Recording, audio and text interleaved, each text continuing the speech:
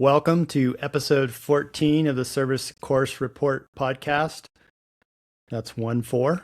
And it I is have it the backwards. year, Got it. the new year of 2026. So last year we attended Sea Otter, Rock Cobbler, BWR California, BWR Arizona, Gravel and Wine, Bovine Bovine. Classic, some quick and dirty races.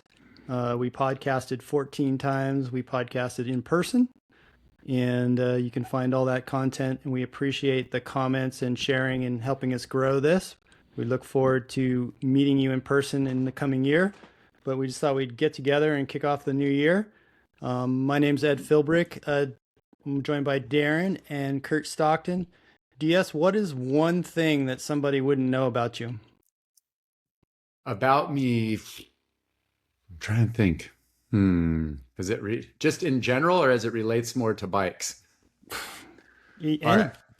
I'm going to say that most people may not know that I've spent a huge portion of my life, like every single day, out at pro supercross and motocross tracks, where that was like everything I woke up for in the morning, had ice, mixed bottles, made sandwiches, full training plans the night before I was out living that. It was really fun. So that's probably one thing that most people don't know. I trained a host of different motocross and supercross racers, which I'm sure I've brought up to people, but sometimes people might think training is what I do now based on proximity, where I have one racer I'm currently working with and I do all of his gym work for him. But back what I'm talking about, when I lived down Temecula, I was up at the track every day, dust all over me and my stuff. Yeah. So there's one thing that people may not know about me.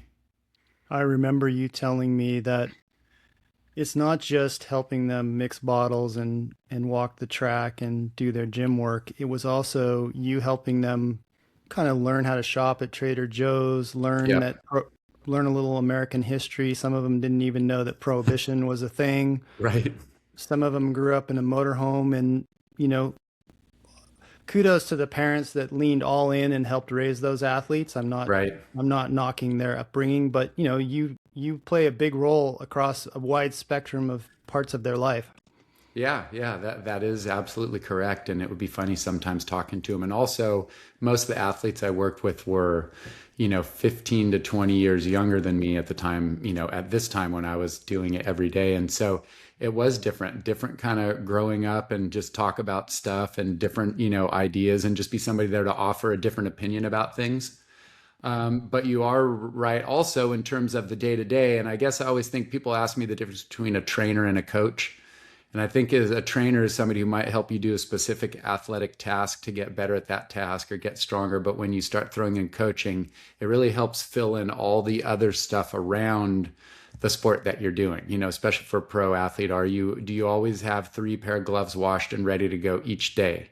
So the technicians aren't waiting on you. Or if you fall over in your first session and get your hand totally muddy when the track's wet, do you have two more pair? Are you trying to like knock it out and dry it off? Is your stuff organized? Do you show up prepared? Do you show up? That's the type of stuff that helps them support in all those other areas. So yeah, that type of stuff was really fun to do too. Well, the cool thing too is that it applies to cycling and your knowledge from motorcycles, that even it comes from you growing up on tiny motorcycles and Yeah, then to your present day interaction with motorcycles. It's so much of who you are on a mountain bike and on a bicycle, yeah, and vice versa. I mean, I know that you race Day in the Dirt or whatever that yeah, event is, that you've done some motorcycle racing yourself or some events yourself, as well as coaching riders. So right. you do have skills on a motorcycle, but it's the cross breeding or the cross transfer of information is a big part of who you are. Yeah, yeah, that's a good, thanks for that. Thanks for recognizing that. I would say that's absolutely correct. And I've always thought about, I seem to do well in the area kind of between two systems and helping the communication and bridging the gap and make sure they function smoothly, whether that was giving good feedback from a sponsor who had me ride a part, or being able to actually relay it to both an engineer or also a consumer. Both of those people, which I found out from people who sponsored me over the years, was sometimes a more rare ability to be able to to relate to people. And I also think that's why like tires have been one of the things I've spent a lot of time in, because it's the communication between your bike and your surface. Probably can have just about one of the single biggest effects of any switchable part, not your frame or fork or whatever that you switch out. So I do seem to be able to be good at communication in those different platforms. Yeah, and one of your humble characteristics is you're not the best at telling your story or marketing yourself, and your story is amazing. So I think it's important here that we always round out your experience. And I do think we should have trademarked Gription when we were younger. Before Maybe it's still not trade. Specialized has it. Gription, do they? Yeah. Well, they have a team of people doing that. So, I mean, we can't feel too bad we missed one here or there. KS, how about you? What's something that we wouldn't know about you?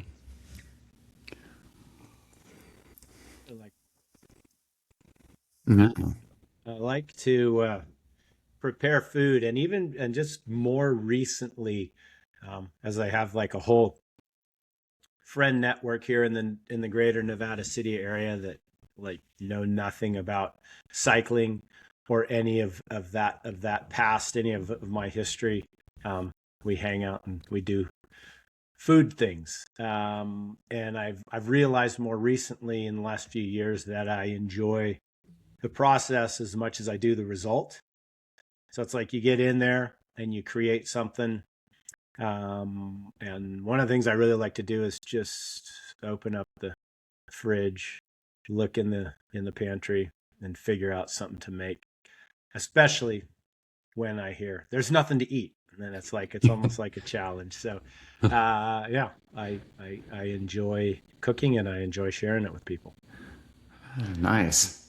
So, KS's Gourmet Burger Hut, it's never quite opened on the island of Antigua or wherever it was going to be, but your cooking heritage kind of goes back to deep hunger pains as an athlete when you're growing up and you can't find enough calories. So tell us about feeding yourself when you're young and how that evolved.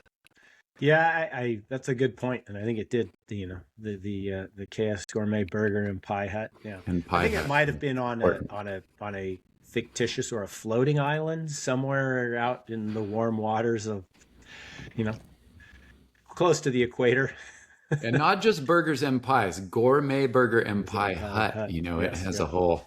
I actually have a hand-drawn T-shirt with that logo on it. I'll have to bring that out in a future episode. But I think it did. That's a good point. Like when we were kids, I mean, we all remember, right? As we started riding bikes, like at that point where you're also growing and you just can't eat enough as a kid when you're active. And then we were active and then we got into sports. I think it just it came out of necessity, but I think it also just came out of like, you didn't want to, for lack of a better term, be bored with eating the same stuff. I mean, DS can attest to how many quesadillas we made over the years on We're kids. Yeah. Yeah. Well, and I remember at one point, Dad bought this new commercial Wolf range. Like it was before Wolf did stuff like household stuff. So it was like a full commercial range we had at the house, and it had a griddle on one side. So I think it had 4 burners and then like a 2-burner griddle. So it was a 6-burner. Man, that was like the quesadilla production. Yes. Like it was amazing. We would do that. And then it was just like, well, let's try this or do something different. We did, I think both grandmothers too, but especially on our dad's side, she really liked to cook a lot. And when I showed interest in it, embraced that and encouraged that in me as a little kid, I'm guessing. I mean, now that I think back at it, but I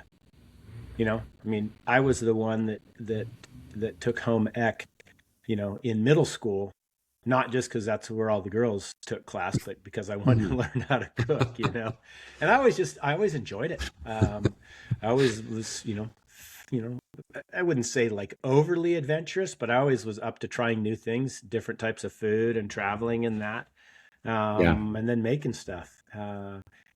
And I mean, you guys remember, like I said, when we were kids, like going up through middle school and high school and into our early 20s, like when we were riding so much, how hungry we were.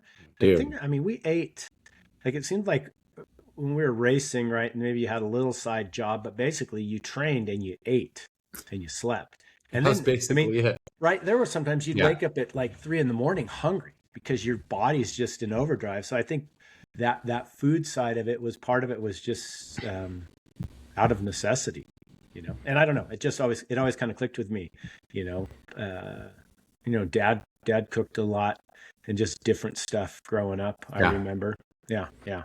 Do you So- think that your time in Holland when you were in middle school and grade school and your time traveling as a racer exposed you to more types of food and opened your mind? I mean, this is a rhetorical question, but what do you think about that? Well, actually, especially I would say traveling in the US when we weren't on either of the coasts, it really opened my mind to how much we had in California or how much you would have when you were in, New York versus, when you're in some state in the Midwest. Sheboygan for Super in Week with Sheboygan, host and you're housing. going to Oogie's Steakhouse, right? And what was it? DS, they had broasted potatoes. Well, what's broasted? Is that broiled or is that Roasted chicken, yeah. or broasted? Yeah. Yeah, and I was thinking it was going to be a combination between baked and roasted. We were trying to get dinner after some late night criterium that finished, and so what I found out that broasted actually just meant like deep fried. Deep fried. Bro roasted. Roasted. Maybe that's It was what just it was. multiply. And you're trying to pick off all the gnarly stuff to try and get some chicken down in between and eat that food. Yeah. That's a whole nother topic, but yeah. I remember racing Good food Super Week travel. at that time, and you would go into you'd be in Madison or something in the middle of the state, and you would go into find the only salad bar in town, and there would be a smoking section next to the salad bar. Like it was like in the old days when you used to look in the back of the plane and it was all full of smoke. There's the salad bar, there's the smoking section. And that was in the 90s. They still had smoking in Wisconsin. Yeah. Yeah. I remember flying back on a flight from Japan where I was sitting maybe, I don't know, this was in the 90s where it was still smoking, and my seat that I got was I don't know, maybe 5 or 6 rows ahead of where the smoking aisle, where the row was, the break off row from non-smoking to smoking. So it wasn't great, but obviously it wasn't terrible. But I looked back and I saw a whole row open. And so I waited until basically everybody had to click in, and I quick ran back and just laid down and, I don't know, you guys ever did that? If you're laying down, do the 2 seatbelt trick around you, like one around your thighs and one around the midriff, just in case it starts getting shaky, on the flight. And I laid in there. I'm like, oh, dude, I'm taking advantage of 5. And I literally slept the whole flight. I had the raspiest throat for 3 days because I was just back there with all these people chain smoking, just passed out, not realizing it. Yeah, that's a good rule that they changed. Here, we're going to put you in a tube and fill it with smoke, and somehow you're in a non-smoking section. Right. A big tube, yeah. Yeah, some improvements in our health over the years. Yeah. So, yeah. Well, all right. Well, so Ed, what's one thing about you that people may not know, or maybe we might not even know? Well, after I graduated from college, my first job was a sports agent for professional golfers. I never had played golf except for we played golf with crazy party shirts with Janelle Parks once as a joke. And we played it in Wisconsin on the par 3, and that was really fun. I always remember that. Par 3 Week, huh? Yeah. I'd never played golf, and I represented professional golfers and was trying to sell their sponsorship based on impressions on their bags and their hats. And my clients that I represented was Esteban Toledo, who was a Mexican national on the PGA Tour, Jill McGill, and then a guy named Rich Beam, who won his first. We signed him out of Q School, and he won his first tournament, which was a huge break for us. And we signed a deal with Callaway for him, and then he summarily got invited to the British Open. Oh, wow. And we were in the middle of his Callaway contract, and he got a DUI at the British Open in the middle of the night. Ah, And somewhere on my bookshelf, I have a book that him and his caddy wrote about their wild lifestyle, and it ah. mentions us, Oh, really? including that DUI in the middle of the night, which put his Callaway deal in jeopardy a little bit. Yeah. Ultimately, I think it all got ironed out, but that was an interesting chapter. I was applying my cycling sponsorship background to a sport I knew little or nothing about, including taking players dry cleaning into their locker. Right. You know, it was an interesting chapter, and I don't know, it comes to mind. They call that the part, or at least that part of it would be the man friend part in moto. When you're like that dude that does all the stuff that maybe your agent doesn't quite do or whatever else, you're there. Well, so Yeah. do you think that, so you're just selling, so for this golf, right, you're selling space like, hey, there's a logo on his hat, we got one on his shirt. Let's just say you're picking those two. Then did you have to go through and like watch figure out the amount of time he would get or watch tournaments that he was in back then to say this is how much airtime you're going to get, and based on that, we're asking you for 50 grand or whatever it is for his hat? I mean, is that kind of what you had to do? And then the second part of that question is, in what ways do you think not being part of golf hurt, but then and also was there any ways that not having like a golf background may have helped you, like just coming in fresh? So the first one is like, how'd you calculate what you asked for? And then the second, did your lack of golf experience, how did it help and or hurt you? Very good question. My lack of experience in golf was not a problem. Every once in a while, it was just a little awkward, but it really wasn't a problem. Um, I was good at playing golf off my desk and down the hall. We screwed Nice. around a little too much. We struggled. I was good at building the website for the company and trying to come up with analytics to prove the impressions that a 125th ranked player was getting, and that there was Right. some reason to pay the money to be on their bag. And the Right. 125th ranked player tends to get glove, grip, not insurance and Right. investment companies sponsorship. So that was a bit of a challenge. My job was to try and get corporate sponsorship for those type of players, and it Mhm. was hard when they weren't really getting the impressions, and really some of them were just playing corporate outings on Thursday before the big Right. events. And we did have a man friend. My buddy Joseph was the man friend, and he would go around and just hang out with the players and Yeah. try and sign them. And he was the one that hauled a lot of dry cleaning around. Yeah. So it was an interesting thing. I think we lacked a little focus. We honestly did play golf off our desks and down the hall, and then like Right. had like had a short course in the office. The owner of the company was building the exterior for the Staples Center, now Crypto Arena, and he just thought he would buy a sports agency. He didn't really know what he was doing either. Interesting. Um, and so, there was a lot of learning. It's kind of too bad it didn't go a little bit better, but we did sign Rich Beam, who did, win a PGA event and, did go on to win. He won the PGA championship, so he won a Oh, major. wow. And he turned out to be a legit talent. And at the time that we signed him, he was working at basically Best Buy as a salesman, and he got his card on the PGA Tour, which is, a major Yeah. accomplishment for a Best Buy salesman. That's pretty cool. So, what Yeah. kind of riding have you guys been doing? KS? Well, as you guys were talking about all this stuff, I Yeah. like this little segment. I don't know if the one thing people don't know about you, if we'll do this again, because I had one that just came up that was like, Please share. share. So we all grew up in Santa Barbara, and there were lots of great shows at the Santa Barbara County Bowl. This was a concert venue. And so for a while, my buddy Brian, BP, Brian Perloff, his cousin or something, he was worked at the county bowl. And anyway, the Clash were coming to play at the county bowl. So BP's like, dude, my cousin, he's got us backstage passes. The English Beat's going to open up, and then we're going to go see the Clash. And we're like, oh, far out. So we go up there with the backstage pass. I think he even drove his Brian used to drive his mom's BMW 530i around. It was like a light yellow one, which he totaled 2 or 3 times, but that's another story. Anyway, so we see the English Beat. And then this before the Clash is coming on, maybe there's another band, and this guy comes up to us, and he's the manager for the Clash, and he has this bag, and it's all of the laundry for the band.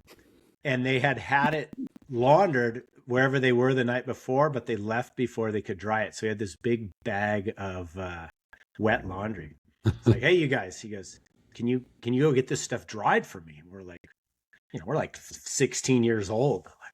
We could do the Clash's laundry, man. And Brian, he just lived right up the hill. So we grabbed the laundry, jumped in the car, or as we're getting ready to go, and he goes, if you don't come back, he goes, I will find you, and I'll get you and whatever. So that was like this big highlight. We're in high school, and we run up to the house, we throw all the stuff in the dryer, we make the timeline, we get back down there, we get them all their clothes, they're all stoked. We're like, yeah, we got backstage passes to the Clash, got their laundry. They just ready to come out. They do like one song, and then security comes in. They said, clear it out, everybody out of backstage. None of our passes were any good, and we didn't get to see much of the rest of the show. I think we stood like off backstage, off to the side, but it was hilarious. So there's something there. That's a good one. Got to dry the laundry for the Clash back in the 80s at the Santa Barbara County Bowl. Cut off sleeveless T-shirts and camo combat pants. I mean, it was probably that Combat Rock tour. Yeah, that would have been it. So it was a Combat Rock tour. So it was literally like what those guys were wearing on the cover of the album. Yeah, I don't remember what it was, but it was, sleeveless T-shirts and camo and camo like ammo vests or whatever. Yeah. Nice. So, I mean, I guess we were heroes at high school for a little bit. Yeah, what'd you do this weekend? Oh, did the Clash's laundry, Yeah, that's a good one. Anyway, yeah, that was, I just came up as you guys were talking about that. But Well, what's interesting about the English Beat is they were the Beat, and then they were the English Beat, and then they became General Public, and then I don't know what they're called now, but, they still play. English Beat again. Yeah, I think General Public wasn't all of them. That was a split off of one of the 2 main people, right?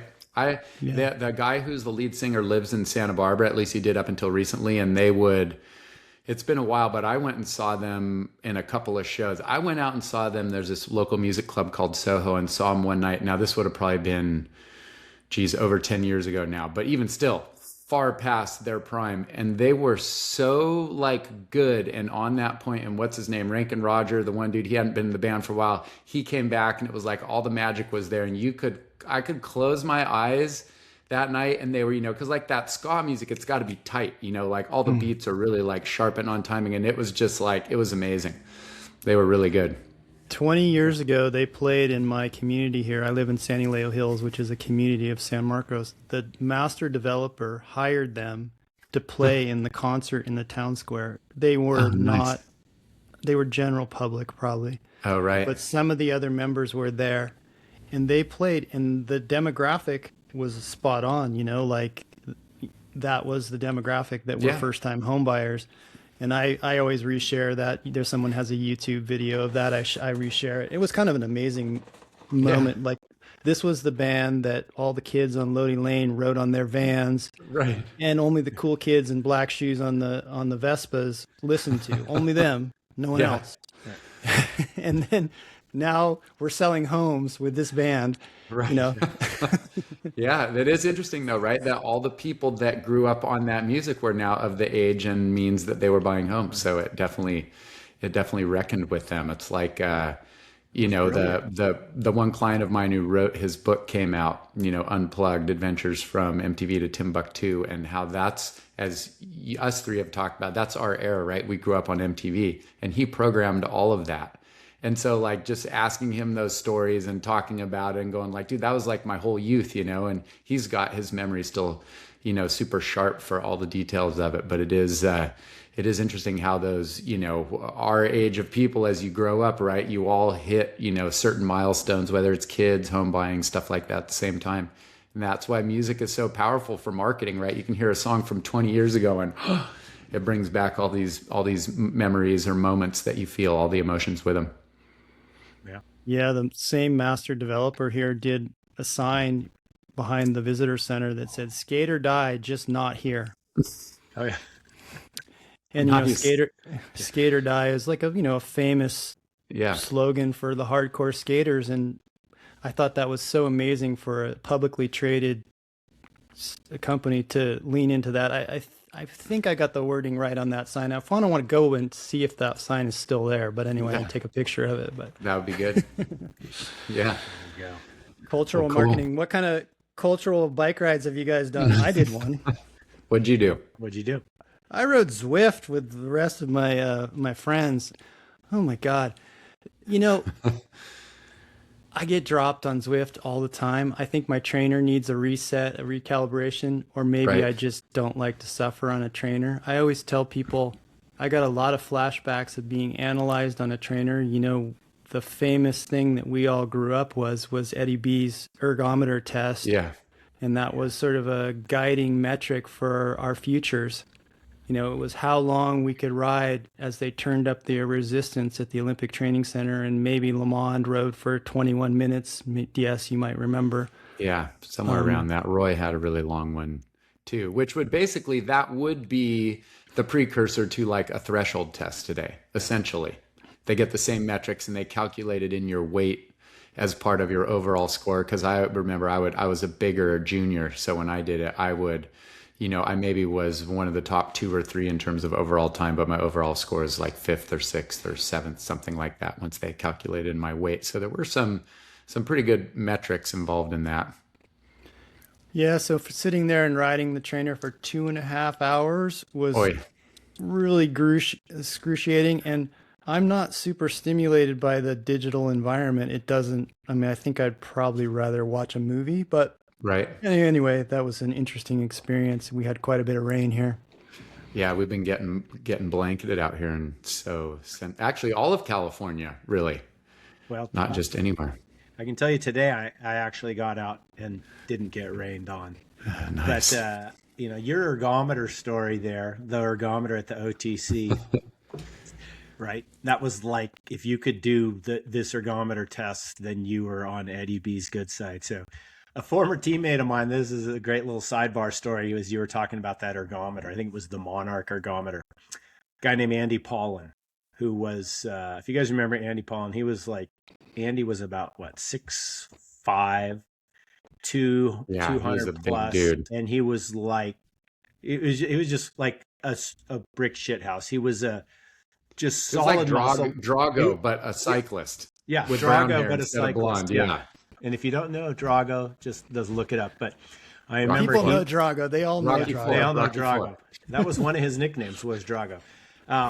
But famously, he was at the OTC training camp, and when it was like trying to get a position to go on one of these national team trips early on. I think this was before I was teammates with Andy on 10-speed drive in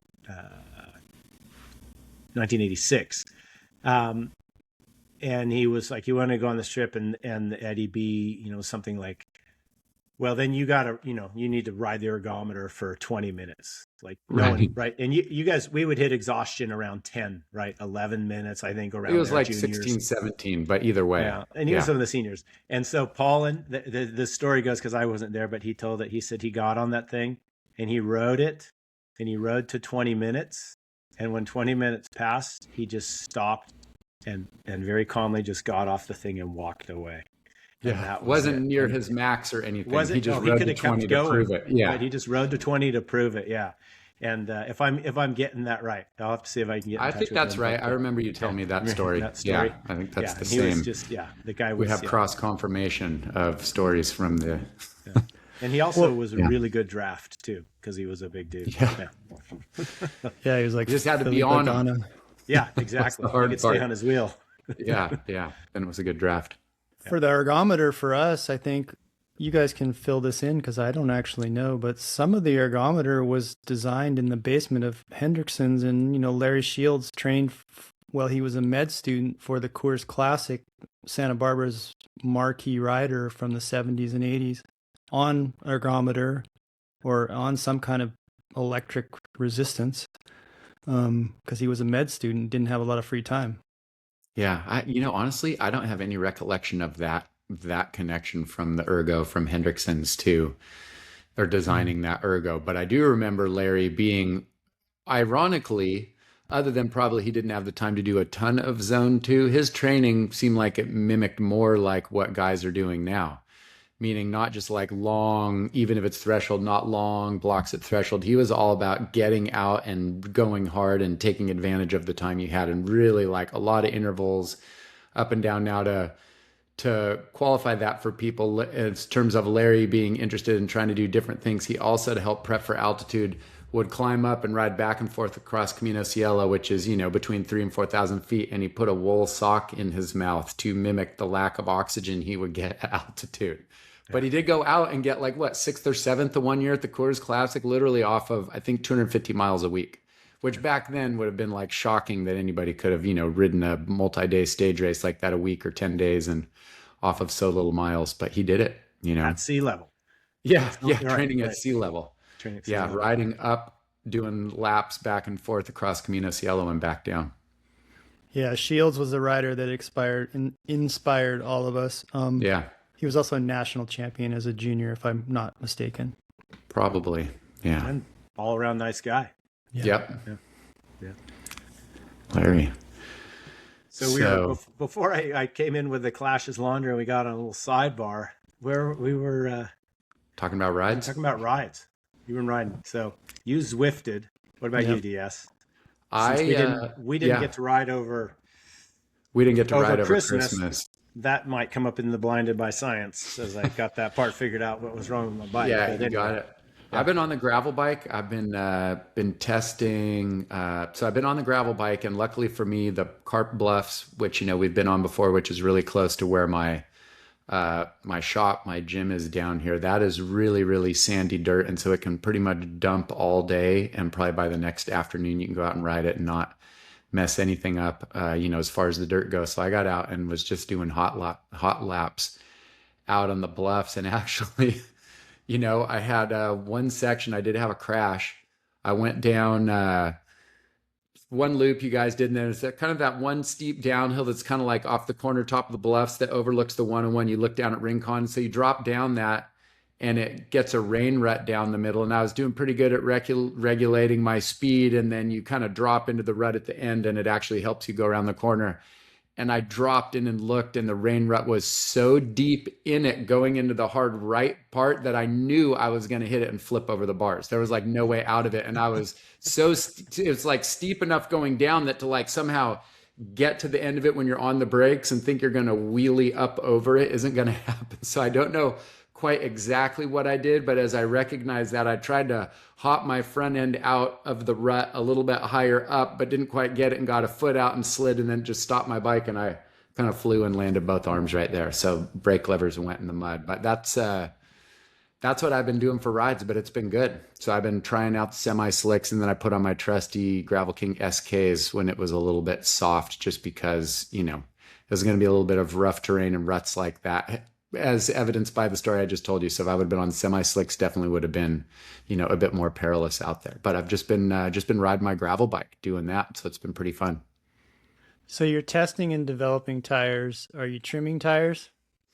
I have been doing some cutting of tires. Now we're Panaracer. We're working on a new model of tire, and we're on the fourth, I think, version. They had sent out several different versions for a whole test pool of us to test, of which I'm one in. And then based on feedback, we don't know. We just get our next package and it shows up, and we got two versions of that.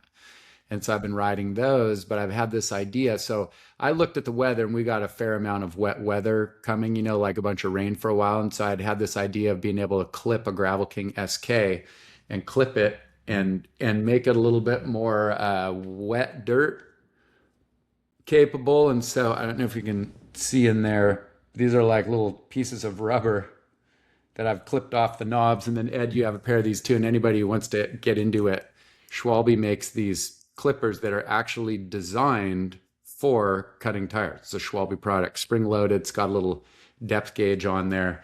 And Tell me how you use the depth gauge. I'm not good at that. Depth gauge would be like sometimes you will, a couple different ways. Let's say you're like removing a whole knob off of a tire. Let's say you want to, you want to cut it out. The depth gauge, and you actually have to set it with a screwdriver, which I don't have right here. But if I can do it, like you can see right now, that's the tip of the depth gauge right there. And if here's the blade cutting, you would set the depth gauge. So let's say you had a knob and you only wanted to cut the top half off of it or something. Or maybe you wanted to cut the whole knob, but you didn't want to go too deep and clip part of the tread that's on the casing. You can loosen up and set that depth gauge. So when you put it down and clip a knob, like if you were going all the way around a tire, you would know that every single knob was the same depth. You're not going to be subject to the variance if you hold the clippers a little bit higher or lower. Yeah. And so they're pretty slick. I wish I had another pair that was like about a third of the width across, because that's a pretty wide blade. I mean, that's a whole knob and then some. So I wish I had another pair that was really skinny for getting in and doing a little bit of work. But that X-Acto blades, and then, like normal clippers, like an X-Acto, sometimes to trim, you can't quite get it with a pair of clippers. You got to like cut it in an angle and then cut in. So almost always, unless you need to squeeze the carcass of the tire to get access to a knob to cut it, I'll mount them up and air them up. That way you can spin it, on a truing stand or whatever, and just clip, go around and clip the tires as you go. Yeah. So I've had this idea on how to wet weather, mid weather up a Gravel King SK and make it not pack up so much. So I decided now's the time to do it. You guys learned to trim tires when you were racing downhill, or does it come from motorcycles, or where did we learn this? Yeah, mountain bikes, downhill. We originally learned over in Europe, which is how my tire designing career got started, was a race. I think I had told that story before about the spikes and stuff, about not qualifying for a World Cup final and being like dumbfounded that there were that many racers better than me. And so when I was up on the hill and saw the guys that were sponsored by Michelin, and I went down into the pits to look, I noticed this like gun type of thing, handle on it, and it was like heated plugged in wire, and it was actually a hot knife. I'd never seen one before, and that's like a little heated up blade, and you can use it to scoop and cut the knobs. I still have my original hot knife I bought back in whenever that was, like 1998, after I saw one in Europe. I think I had the guys at Maxis. I didn't even know where to get one. They were able to find one and get it for me. So hot knife you use, and then that was when we found out about all that, cutting knobs, cutting heights, cutting different things, making it how you want. Yeah. Well, wasn't that too, that Michelin, they were the ones, they came over to the US and no one had done anything like that with tires, right? Right. There were a couple of guys that would come over and they would just rent a big U-Haul box truck. Yeah. And then Michelin guys. And if I remember right, and then they would like go into the box truck and put the roll-up door down and work on the tires. They would mount them up, like they would do everything inside so no one could see what they were doing, right? And then give the wheels back to the teams. They would do all of their cutting in private and do all that stuff. I mean, nobody was doing anything like that before. No, is that correct? They were so far ahead of everything. And that was like when they would come over to the States. Obviously, once we started going to World Cups over in Europe a couple years after that, we saw that they had their full setups over there. But yeah, they were, one, they kept their information and their tires under wraps. And then two, they even had like the one, God, I can't remember the model, the number, but I think it was called the Transalp. They had one that actually was designed that had the outer knob, had kind of like a double knob. And whether it was, I believe, from what some of the guys said, it was really designed that you knew you could cut that out. Like sometimes you just design a tire and you try for whatever you try for and you get the tire, and then maybe you try clipping something later and you're like, oh, hey, that helps out in these conditions. But this tire, they actually designed it. It's kind of this one outer knob was a double knob, and it was really designed to cut one of those knobs out. And it would really, if you were riding it from like dry through into intermediate dirt, starting to get like some moisture in it before you got into wetter dirt, it was an option to help that tire bridge a gap. If you remove this one double knob, it actually opened up the side knob channel a little bit more and helped feed dirt through. So Michelin was definitely, they were way ahead in their compounds and everything. They were, really far ahead of us. What I often wonder is that these bike tire companies are licensees of Michelin Europe or Continental of Germany car tires. Like the cycling division of Continental is not the same car tire company. Like it's just a licensed version. Huh. And right? I mean, correct me if I'm wrong. Like Pirelli, and then I want to bring up the fact that Michelin has been kind of faded from the U.S. market, and then now they look like maybe they want to step back in because they're sponsoring Modern Adventure Pro Cycling, Hincapie's new team. Like sometimes I don't know. It feels like these bicycle tire companies are licensing, and that's why they kind of ebb and flow over history. Right. Well, I think that there are some like that. Now, I don't know exactly what Continental's situation is. I've never worked for them or whatever. I know in the case of Maxxis, I mean, it was, Maxxis was owned by Ching Shin, so they owned everything from the top down. But I know there are licensing deals like Goodyear tires, and that came about whenever that was 10 years ago. Nobody was making Goodyear mountain, bicycle tires. And so a group of people gets together and says, hey, we want to do tires. What would be a good way to do it? One of your hardest things is brand name recognition. Even if there's no bike tire technology for Goodyear, anybody that sees Goodyear thinks like rubber and tires. Not anybody, but most people, right? If you're in that category. So there is some of that that goes on. I think you're right. I mean, if somebody has the license for that and they don't make it work, then what happens? Maybe they just stop making tires. If it's Continental and you have a bad year, maybe you get rid of some people, retool, but you're still making tires, for the path forward. If in fact you own it all, if it's all under one umbrella. But I don't know. Yeah, those are good points too. I feel like though in those early mid 90s of mountain biking that those guys were Michelin, right? Like I don't. It was Michelin. They weren't licensed for anybody. Licensing. Yeah, they had the resources to make that happen. All the compounds and everything. Their tire designs, that Comp 16 was unlike anything, when we first saw it, we're like, wait, whoa, what? How does that work? It looked so distinctive from everything else. But the compounds, I think, which was what really put them apart at the beginning, because you can take even an okay tire pattern, and if it's got an amazing compound, it will work way better than, say, a great pattern in a bad compound. So they really had it on the compounds. I mean, some of the stuff was a trip. It was so foamy, the compound, like you would look at it and it didn't look smooth and shiny like other tire rubber. It actually almost looked like the surface was a little porous. It looked like a sponge almost, like a very fine almost sponge, huh? like a, yeah. Well, Pretty that was interesting. true of their road tires also. They wore out really quickly and they were very porous. Yeah, they had good grip though. Yeah, that's for sure. Yep. Rubber compounds on bicycles. Yeah. I mean, they've been doing it in cars, right? They do it in F1. And I think I think Michelin was the first one to kind of take that and bring it to bike tires. No one was, from what I remember, highlight compounds, especially on the mountain bike side. As mountain biking was blowing up in the early to middle 90s, they brought this whole compound game. I mean, before that, it was like what we all rode the IRC, whatever it was on Eddie or that. I mean, there was, right, and then that kind of opened up the doors for Maxxis as well. What they were doing and playing with the sticky rubber, right? The sticky rubber from the climbing shoes, and that was intense. That did that, trying to see if they could put 510 rubber into a tire mold and make it work. That was a project they did right before I started working for Intense Tires. I saw the tires.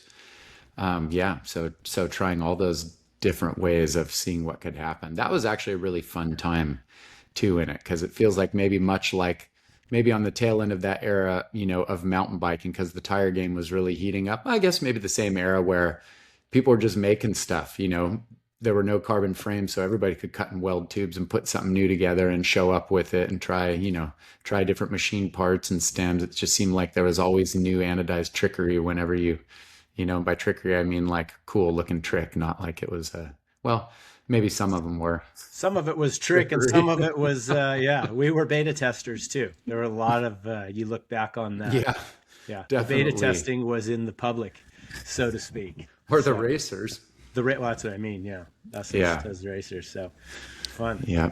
It really warms my soul when you tell the story of Michelin having a door and closing it and working on the tires and just really leaning in, the brand just really investing in the sport. I think that we so much see what happens in F1 and how much these brands like Cadillac is spending billions getting ready to be in Right. F1, and they're going to have Ferrari engines in their cars to start. But it's so cool to see when brands come to cycling and really lean in. I do get a little bit of a chuckle when a new brand comes around and I'm like, oh, you're doing the Ringley, what Ringley did with Yeti, Yeah. 35, 40 years ago, like Yeah. 5Dev here in San Diego County, they're just doing Ringley 2.0. They manufacture for NASA. They make, they're a secondary part of an incredible company, and they are doing an incredible level of manufacturing. But it does remind me a little of Ringley. But the cool thing is they're boots on the ground.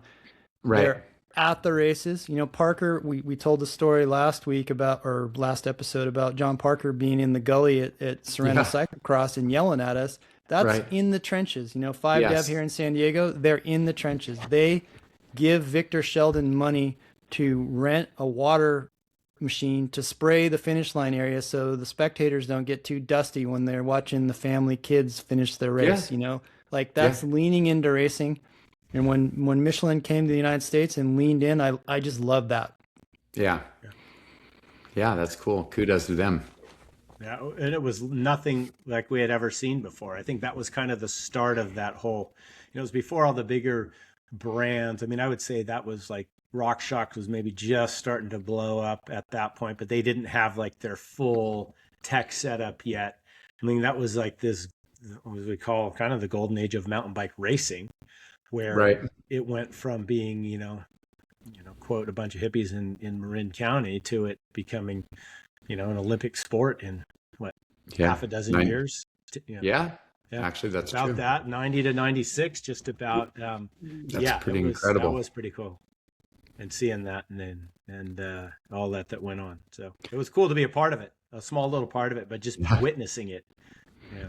Well, and I hope that it's still going on, and I hope companies are inspired. I see companies trimming their budgets and doing less of this, like less boots on the ground and less, in the pits of the racing. And I understand the industry's been hit hard, but it's cool when you see companies really lean into it. It was sad to hear that Canyon is no longer going to be doing events in the United States, and they're a company that needs to be boots on the ground in the races. Yeah. They need to be next to their consumers more, and they just aren't. So especially as a direct-to-consumer brand, right? Like where else are you going to do it? It'll be interesting to see how that goes. Well, sorry, go ahead, Cass. No, that's fine. I was going to say my buddy Jeff G. Holt, who used to work in tires. He worked at Tioga when I managed Intense Tires. I hired him. The first person I got to hire was him. And they're like, all right, you can hire one person. I went and I got Holt, and I remember him telling me, he goes, dude, marketing sucks. And I, which is it. And I go, why? He goes, well, he's all because, now adjust for whatever technology, but I find that it's still about the same. He goes, because whenever somebody hires you in to like build a program and do it, it takes you 12 to 18 months to see any results. And usually what happens is just about the time before it's starting to hit, somebody in the accounting department is given the opportunity to trim budgets. And one of the first things they just look at is marketing, right? Because like, oh, we're paying these people money, and can we actually see the results? He goes, and usually when they get rid of you is right when your marketing program hits, and then their sales go up, and they're like, see, we didn't need him, we're doing it without him. He goes, but then they only get to ride that wave for another 12 to 18 months before it crashes down, because you don't have any of the support behind it. So you wonder if, what part of the ebb and flow Canyon might be in on that. If it'll still hit, The German CEO, the founder, took the company back over. I hear they're feeling that on the licensee. Canyon USA is a licensee of Germany, so they're a subsidiary, or not subsidiary is not the correct word, but they're fairly independent. I think LeBron James's investment is in a U.S. division. Right. It's an interesting thing to ponder. But they just don't have boots on the ground, and they have people at events and they do their stuff, but like the engineers are in Germany, Yeah. So it does help to be out there amongst the people, the people that are using the product, and just even if you don't go out for a weekend with a plan of like, oh, I'm going out to collect actual data, from the event, just having people go out, and that's even people sometimes from, say, the design department, the engineering department, just like, hey, come on out to the race for a weekend. And when they actually go out and see the people buying their products and how they're riding them and what they're talking about and what their level of knowledge is, I think that it's really good across the boards for people to get out and do that. And I think this because I really noticed it, when I was still racing pro downhill and I was designing tires, and then I stopped racing, but I would still go to the races and ride the courses. I had a license and I would ride the lift up, but I didn't have like a race team jersey on, or if I wouldn't have something with my name on it, and I would just be sitting on the lift with people, just like another dude shuttling his mountain bike up to go down, and hear everything that they talked about when they had no idea who I was. And I would never say, oh, I used to race or anything. I should be like, hey, how's it going? And then hear them talk. And that was some of the best education I got, because it was kind of like unfiltered, without them even being asked anything, just what they're talking about. And you're just like, oh, it would a lot of times give you a layer that I think sometimes when you're working in the company or you're in marketing or in design, you're like so in your world and you're so far down the line of like details. Sometimes you need to take a few steps back and just go out and just hang out with the people who are actually riding the sector for the products that you're designing for. Yeah. And buying those products. Yes. Like the only loyalty they have is that they opened up their wallet to purchase it. They made a choice, but it's like, so why they did. And that was probably super valuable doing that, right? Probably. Yeah, it was really good. Completely, unfiltered feedback. I think it's important word is buying. I think sometimes these companies spend time with the sponsored riders and get the feedback from their athletes, which don't get me wrong, that's valuable. But the person Right. who opened their wallet, like you said, KS, that's the person who responded to the marketing, bought in on the brand, opened their wallet, paid. Yeah. Right. Yeah.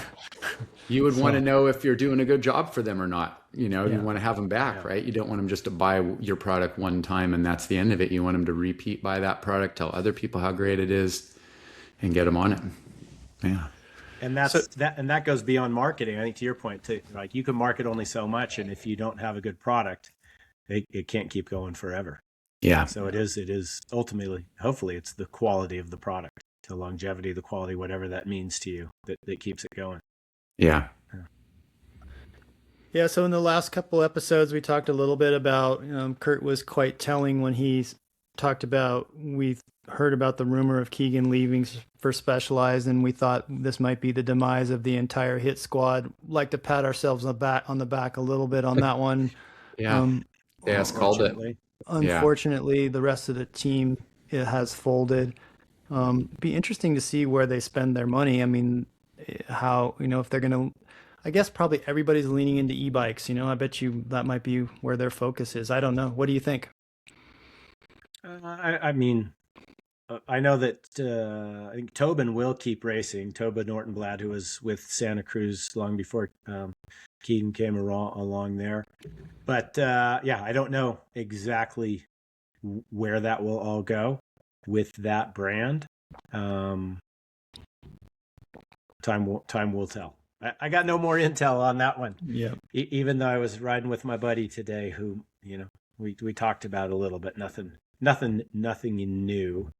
And at Santa Cruz, always a big brand in mountain bike. And then, I thought that Stigmata was a great bike from the very get-go with their first one, which was a cross bike that worked great as a gravel bike. And then they actually turned it into a gravel bike. But I mean, Santa Cruz through and through is a mountain bike brand. Right. And I guess they'll probably stay quite strong in that. But, I don't follow mountain bike as much to see where they might be innovating with those bikes. So I don't know if you have any thoughts on that, DS, especially on the mountain bike side, because there's a lot more you can do with a mountain bike than a gravel bike. That's true. I was just wondering if it's not more like a bigger, like kind of an opportunity, like if you're pawn, right? And we all know like they had to shut GT down, and as different companies are going through different restructuring and maybe trimming fat, Specialized closed down their big Auburn facility that they were just building and brought it back in in-house. And so maybe it's one of those things where just like I was saying, we know from being sponsored athletes, right, KS, and you also from sponsoring people, like if the accountants of the company, if things are tight and they're looking for areas to trim fat, that's the easiest one. Those people, especially if you're not an employee, you're going, hey, we're just spending X amount of money on marketing. Are we really getting money for that or not? Maybe it's a easy chance for them to go, okay, well, you know what, Keegan's bailing. So if we were ever going to just clear the deck, maybe this is getting bigger than what we wanted to, and fall back for a year and save some money and then maybe go a different direction or wait and pick somebody out. Maybe it's just their chance to kind of use the momentum of what's going on, in the bike industry as a whole, and just reboot. Maybe they got to get this year's budget underlined, and that could be, who knows, $1 million with everything put together, or I don't know, between personnel and everything that you're doing, and maybe that's looking good on a bottom line somewhere. Yeah. So maybe that's part of the reasoning behind it. Well, yeah, and it is interesting to see with Keegan going to Specialized that they are, it's Specialized, but it's a big SRAM team, right? SRAM and RockShox and Velocio. Right? So it's like it's I guess the Bills being maybe split a little bit with that program, but I mean they have a 6-rider roster. 6, keeping Sophia and keeping Matt Beers, and then bringing on Schmidt, Keegan, and Schmidt. And is he new? I believe he's new. Or new to the factory team, maybe? Yeah. And he may end up being the star of that team. I just had this weird epiphany, like he's world tour and legit, and he was incredible last year. I just have this funny feeling he might become the quick star of the team. And right. He puts it all together. Yeah. Like, the Tudor guy last year, I'm drawing a blank on his name, and he's no longer with Tudor this coming year. I'm interesting to see. Pilot. Yeah, Simon. Simon. Yeah. Simon Pilot. You could see that guy grew up on the world tour, like he was a racer, and I still believe though, if you come from the world tour fairly young to gravel, you see it, there ain't no hiding it. And there's refinement in you mean as an athlete that you can just kind of see? Oh, you're just power and performance. Simon was like incredible. Like when I saw him at Sea Otter, right? Wasn't it? Sea Otter, I was he like attacked. Yeah. All the photographers were around me like, oh, they'll catch him. I'm like, bro, what we're watching right here ain't normal, Right, that you special. Can tell that. Yeah. So I'm like patting myself on the back a little bit, but they did catch him. But anyway. Yeah. Well, that's you got to be there to attack, and then you got to be able to do it. So it's only a amount of time. Yeah, well, and Girke Schur, she came from SD Works, kind of freelancing, as a Specialized sponsored rider on that team, and now she's on the factory team. Yeah, I mean it'll be pretty interesting to see, how it works out with a bunch of stars. I don't see any Tobin Ortenblads on Specialized factory racing now. So we'll see how they're going to help each other out. I mean, it's all fun and games until you're both having a great day. Yeah. And someone gets a flat or whatever and needs a bottle, but time will tell. Yeah. It was also, you did note this, we both noted this, that Velocio is the apparel sponsor and no longer in-house Specialized. I thought that was interesting. And it clearly featured in the Keegan release in the wind tunnel. Yeah. Yeah. They came in pretty big with the Hit Squad, because Hit Squad had been Rafa the last couple of years. So obviously, who they were following. Right. They wanted the best gravel racer in the world, really, and the marathon world champion. I bet Specialized would be pretty stoked to see Keegan in the rainbow jersey win Leadville and set a new record time. Yeah. On a RockShox full suspension Specialized, wearing Velocio clothing. Yeah. The question is, will he have drop bars on it at Leadville or not? No, I'm so tired of that one. If it ain't broke, don't fix it. Yes, he will. Yeah. And his bike will be even more aero this time than last year. Yeah. I mean, when you spend that much time by yourself, why wouldn't you? Yeah, that's true. Or is he just going to be riding on the middle of the flat bars anyway? So, well, that's what we were wondering. I'm sure that they've wind tunneled the difference between that, Oh yeah. Yeah. Between the actual bar, the bar itself. Yeah, we'll find it out. Well, that'll be interesting. It's funny, for all the talk about it. And I saw those couple posts, and maybe it was even the ones that you sent through, Ed. I think it was you, but just like looking at it and seeing him on Specialized, it didn't seem at all weird. Like sometimes a big company will buy a big athlete that's been on a different team and you feel like they're kind of like trying to cram them in or something. It seems like pretty natural. Mm-hmm. I don't know. That's just my first take on like, oh yeah, dude, that makes sense to have him on there. He's really going to help him with this. He can, just feel like he's that guy to fill the spot. I think it'll be good. Well, I'm guessing he's going to help them as much, if not more, as they're helping him. I mean, oh yeah, beyond the financial side of it, but just the technical side of it and the support, the staffing, just their support, their network all around the world at these different events. It should be interesting. Well, I also hope he is riding their tires too. I assume he's no longer with Maxxis, so we can, they can up their tire development. I mean, not that they weren't progressive, but. Right. Yeah. That will be interesting to see what he ends up choosing, what patterns he ends up going with, what models. Maybe he'll just have a hot knife. Some clippers. Like some clippers and a hot knife. And he'll close the door in his garage. Yeah. Going down. So one of our segments is Blinded by Science. It's a Thomas Dolby song that brings a lot of humor. DS, you got any Blinded by Science? Or my things Blinded that are by inspiring? Science. I do. And I was hoping to talk about it. So I think we talked about on a recent pod, I'd been going through a de-teching of my bike and riding. That was in part forced by my old bike computer Garmin that I'd had for a while. I had a great lifetime, but it had died. And I was just like, no, am I going to get a new one? And I had this old Stages that I was using that I had bought during COVID, one of their computers, and it was all right. But then the mount broke. Oh no, and I know. And so the mount was only an out front mount. And the more that I rode dirt, the computer like being out front over my tire, it just kind of got to bug me. And so I was like, I just like detect my riding. I think I was talking about this. I didn't have any technology I could see. I would record my ride on Strava or whatever, but I had no idea what I was doing when I was doing it.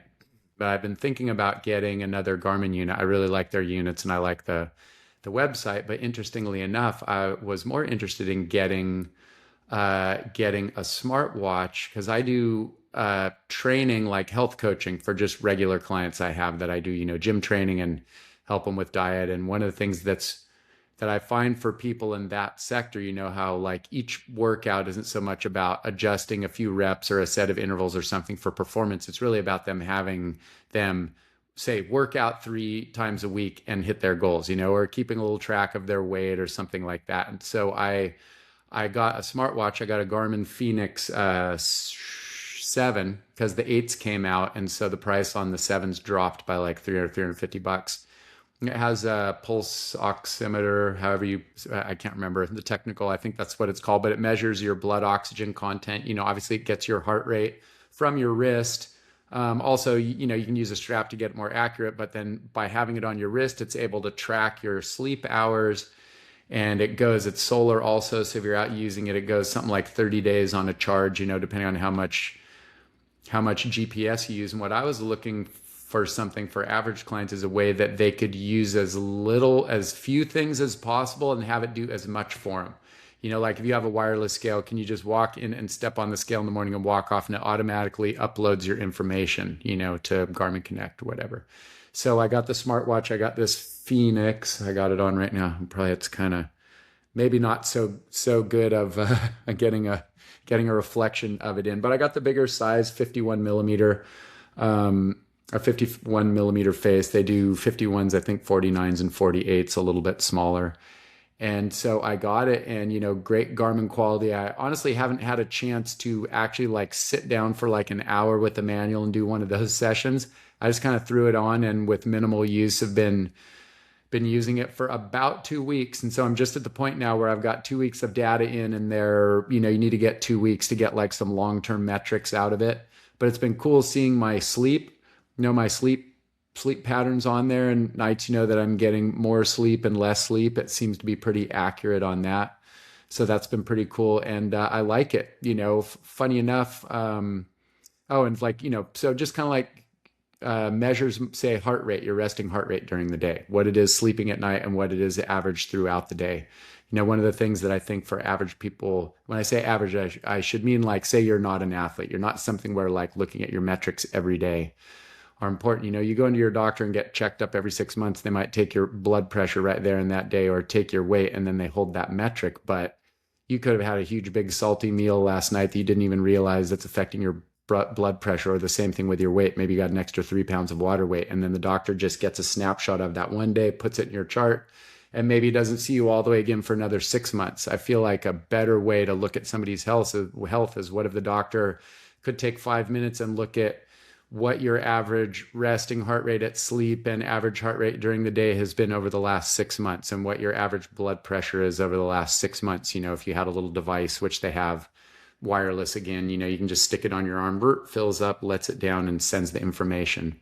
And so I got it for that whole side of it. And then also knowing that I wanted to have, something to grab all my data performance wise. And I'm really stoked on it. The funniest part is, and I think I had again mentioned in a previous pod, I had lost my old G-Shock watch like 2 years ago and just never got a new one. And I have historically been a watch guy. I mean, probably since I was in 5th or 6th grade and got my first watch. I've always worn a watch for keeping track of time, and I just decided to try and let it go, part of my deteching. And so putting the watch back on, the first thing I noticed was, oh, I got something on my wrist, and it feels great. But when I went out and rode it the first time, I knew right away that I was going to stop riding with it on my wrist. I've gotten so used to having nothing on my wrist when I ride and bounce on dirt that I ended up, which I was laughing, I ended up getting a piece of pipe insulation and sticking it around my stem. And I was kind of laughing up like, now we're all the way back to like mounting and pipe insulation from the beginning. So where I think I'm actually going to do it, but I needed to do something a little different, is I think I'm going to end up sticking it around my top tube just behind the head tube.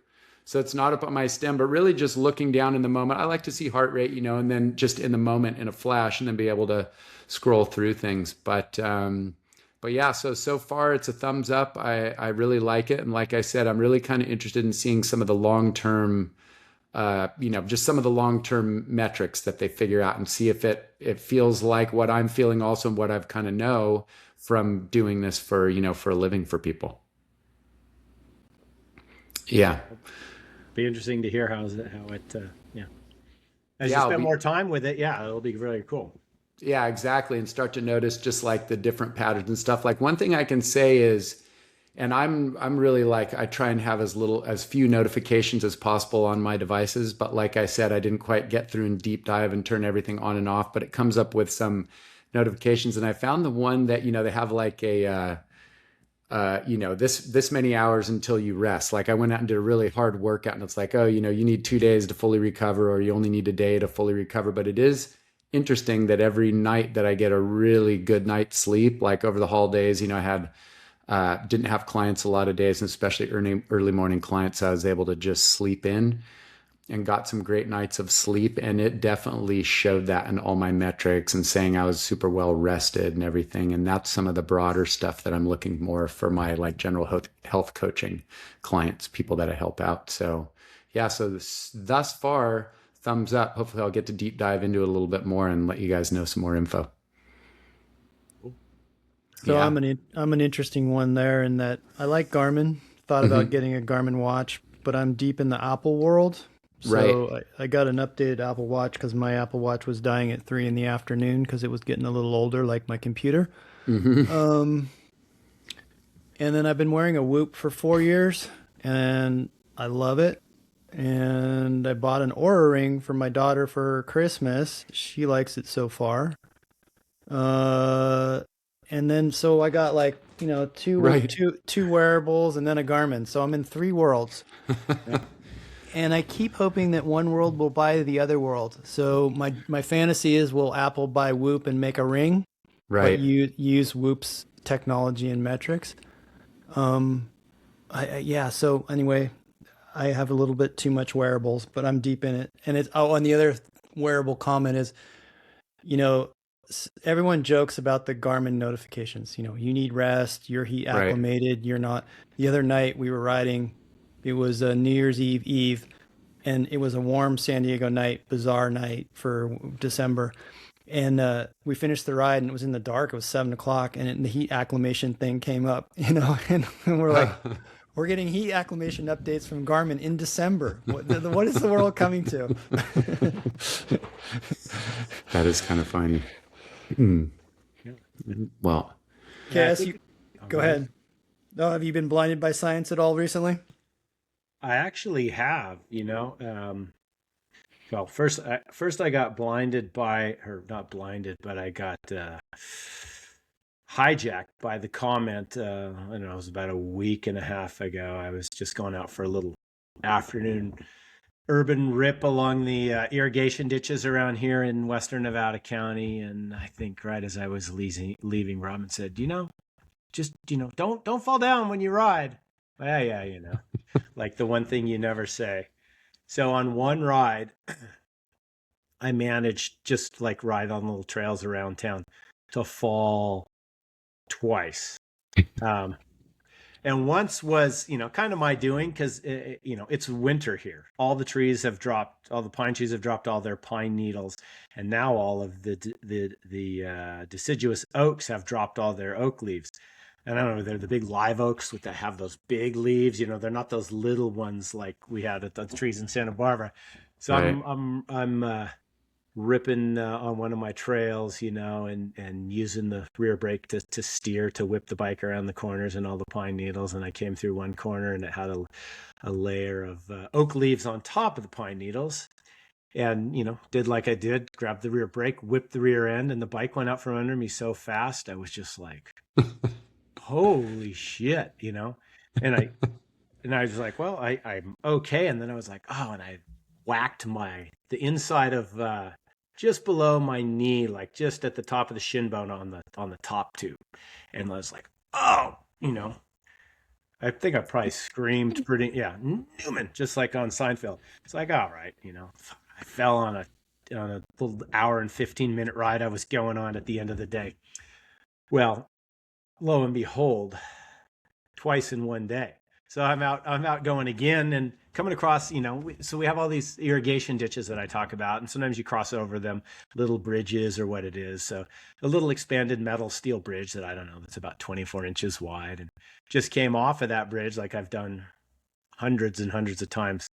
But this time I lost the front end and went down, but I went down on the right side. First time was on my left side, second time on the right side. No worse for the wear, dust the bike off.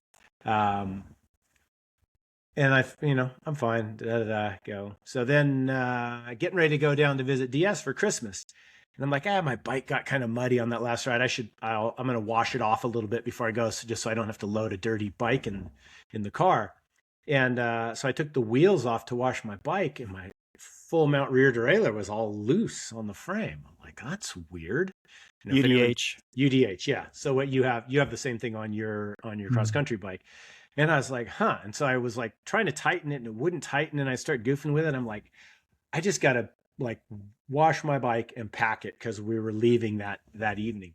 So I did that, get all the way down to Santa Barbara to ride with DS, and went down to his studio one night just to figure out what the heck's going on. And I guess I fell so hard on the drive side, it probably should have, broken the derailleur hanger or something, but it actually blew the threads off of the direct mount bolt. So if anyone that has a full mount or direct mount, transmission type derailleur, the bolt goes all the way through the dropout, sandwiches the dropout in the middle, and there's a small steel piece on the backside of the derailleur that is separate from the derailleur, but when you put it all together, there's a shim in the middle. And so I was down at DS's, and I went to try to figure it out, and I finally backed that thing out, and all the threads were blown off of it. So needless to say, we didn't get to ride over the holiday because I didn't have a working bike, and nothing was open to get it. So my blinded by science was that actually happened. And then I couldn't, then it's a holiday. I couldn't get anything, by the magic of the internet, I did find a bolt, but it was an aftermarket and a titanium bolt. So it's a little bit harder. got home, it was here. I bolted on, and everything worked just fine. Been out on a couple rides since then, but that was the one that it kind of blew me away that I could, I guess, nothing else makes sense other than it hit so hard that it actually kind of ripped the threads off of the aluminum bolt, Yeah. which it threads into a little steel piece that's on the backside of the dropout, or the closer to the cassette side. And so that's something that I also need to have in my toolkit. But that one kind of blew me away, and with a little fix. Yeah, I got the aftermarket one is a titanium one, so it's a little bit harder. So we'll see. Gucci But upgrade. I mean, there's only like 2 or 3 threads. That little steel piece on the back side of the dropout. Right. So I mean, maybe I guess it could have been worse. Maybe it could have wrecked the derailleur or wrecked the bike, but neither of those happened. And perhaps if I would not have went to wash my bike and take the rear wheel off, I would not even have known it yet. Still, so anyway, learn something new. Yeah. Yeah. Well, and SRAM leaned heavy into when the drive transmission was released, UDH hangers, they had their athletes jumping on the derailleur and, showing off how tough it was. And it just seems like there was lightweight aluminum threads involved, and titanium's probably a better solution there. But I think so. I mean, I slathered it up with grease and anti-seize compound, and we'll see how it does. But yeah, I mean, I don't know. I guess I could look at some of these forums and see if people have had that issue before. But I mean, I know that everything was properly lubed up when it all got put together, so it wasn't like there was any corrosion there that was holding those threads. I think maybe they just got ripped right off. I mean, I still have the bolt. I should have brought it up. I could have put it on the camera here, but yeah.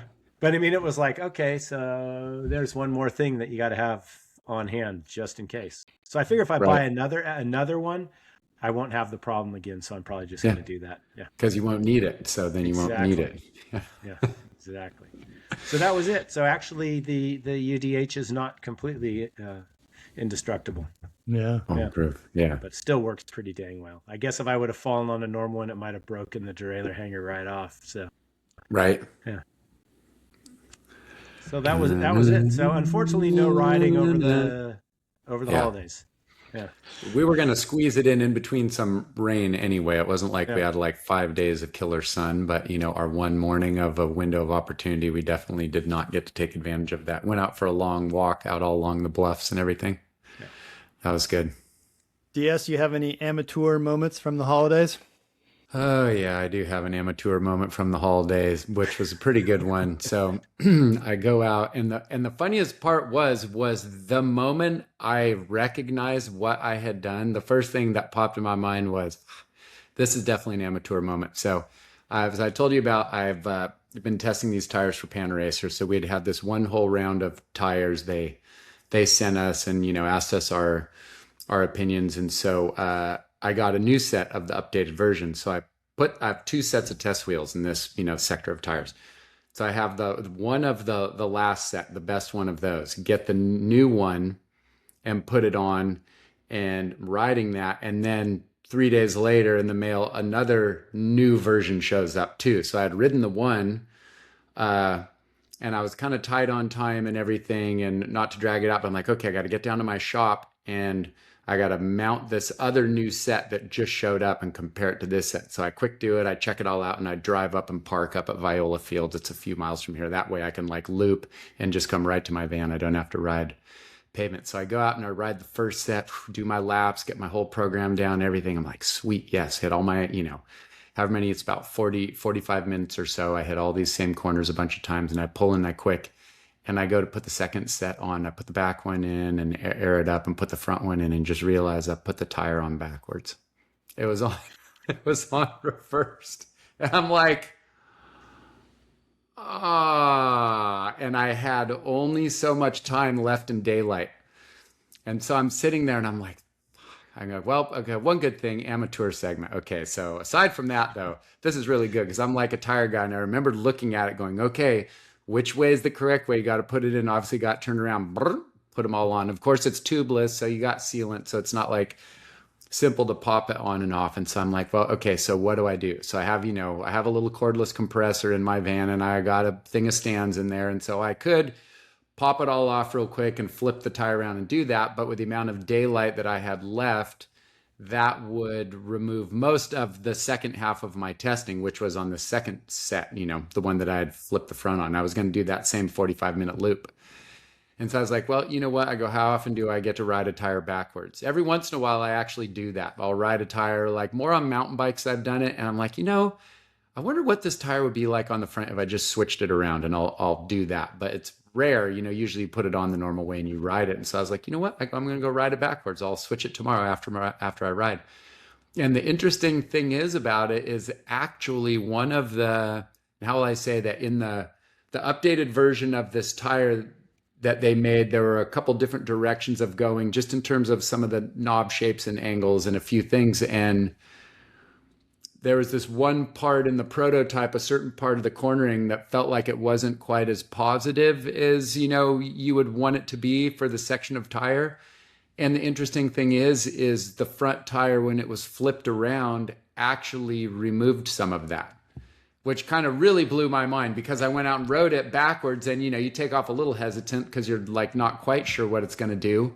And there was actually one part of it that solved one of the problems that I felt like the prototype, it wasn't quite up to snuff of where it could be, which then also was really some food for thought, because I'm like trying to wrap my mind around it and come back to my shop later and looking at both the tires. My design mind is like that. I like to physically, look at the two different tires, meaning not just say looking at their CAD drawing on a computer, but actually looking at the tire, kind of hold it.